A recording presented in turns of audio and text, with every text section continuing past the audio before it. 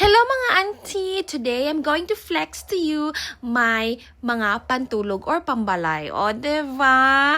Namalit na jud ko after pila ka years kay tungod kay nagisi na jud ako mga duster. Like, maulaw na ko maatubang sa mga nag-inquire nga walk-in customers kay mag-atubang ko sila nagisi o magtabon-tabon og towel. So, lain po no, namaligi ako pagkaon niya, nagtabon-tabon kog towel. So, mauto siya, ni-order na lang ko ani. And sa Shopee lang ni siya, uy, very cheap lang siya na lang sa 100 plus. And mind you, ang material niya, tama lang po sa iyang presyo. Dili siya anak kanipis, dili anak kabaga. Tapos, dili po ma-see-through imuhang mga undies. And other than that, cute po siya. Oy, mura po kag mayaman. Dada!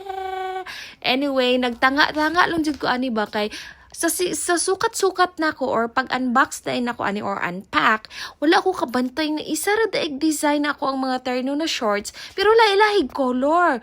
OMG, mura kog anak ni Chris Aquino, isa lang ka design lailahig color, pero okay raman po siya kay para, Monday to Sunday, 7 days a week. Maing ana na siya. So yes, daghan ni siya because ako anak manggod ang yung suoton po ng mga sinina ako ara manggod. So mao ni siya, sharing is loving, char. So wala lang, gifeel lang nako ang pag post ani mura jud ko ani ay ambot na lang nasaniban man siguro ko. So mao ni siya, diba? Cute pud siya. It's silk because nabi mi earring din hino. So kung magdula-dula ko sa earring, dali lang pagpagpag sa balahibo, 'di ba? Kay kung dili mo gud silk, mas paspas mo dikit ang balahibo. So kaning silk, mas slide na ang balahibo. O, 'di ba? Pati langaw siguro ani mas slide. Sorry na lang jud langaw.